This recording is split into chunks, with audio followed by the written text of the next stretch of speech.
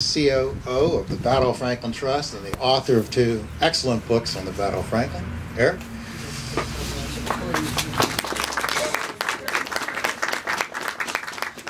Thanks, Paul. Like Jim, I'm cold.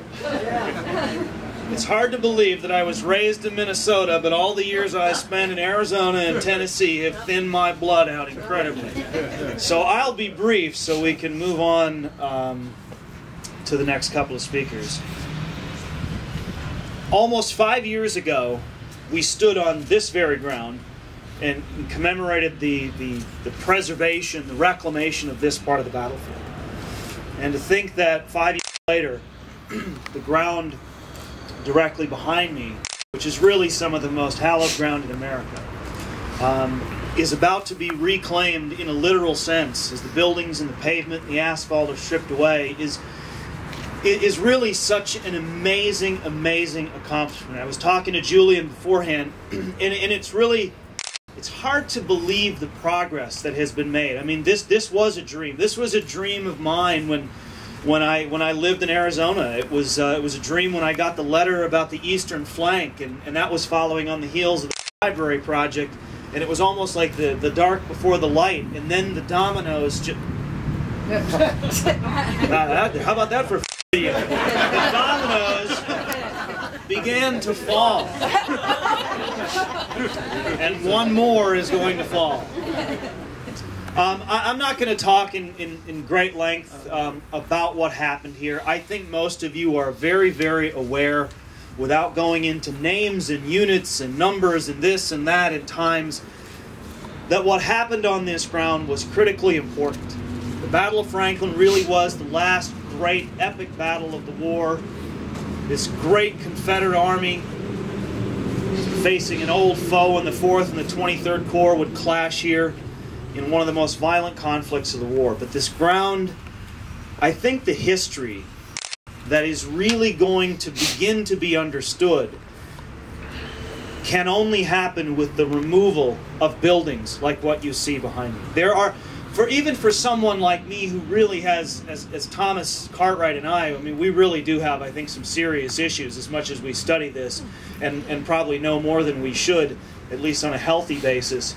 But I think for the average guest to be able to see the ground, to not just have to imagine what it was like through the context of a building, to actually be able to see it, to read markers, to actually be able to walk the ground. And that's something I've heard Jim talk so much about through the years, and it's true. You cannot get a sense for the history of a place unless you can actually walk it.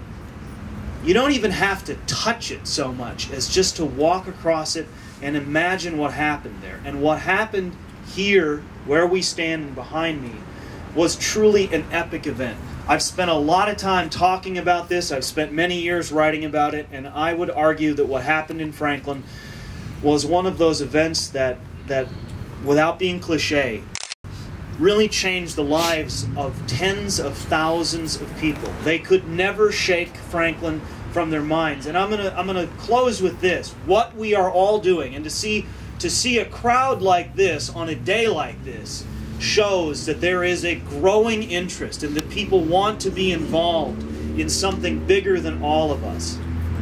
But I can't even express. I've been thinking all day about what I was going to say. Someone asked me before, what am I going to say? I don't know. I'm almost, for those of you who know me, I'm not often speechless. And with every single one of these projects, I continue to be amazed at the dedication of people, many of whom I've never met. And I could point out a number of people who are very dedicated, who've been doing this for years, but there are legions of people. Everywhere I go, I was in Florida a few weeks ago, and everybody's talking about Franklin. Everybody wants to know about the Dominoes. Everybody wanted to know about the Pizza Hut. What's the next project, Paul? Or what sort of label are we going to be able to use that we can trumpet? Everybody's talking about it. We are taking back our history. And in closing, as someone who does this for a living, what we're really doing, I think, is fulfilling the dreams of a lot of men who fought on this battlefield, who survived it. A veteran once told me the easy thing is to die in battle. The hard thing is to live with the memories and to watch it be forgotten. And there were many, many, many soldiers on both sides who tried so desperately to save this, to make it a national park, a state park, something. Not to commemorate war, but to remember it.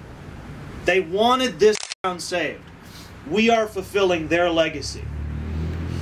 And I am pretty certain there are a lot of guys from Ohio and Texas and Tennessee and Alabama and Michigan and Wisconsin who have been gone for a long time, who would be thrilled to death at what we are doing as we are reclaiming our history. Thank you.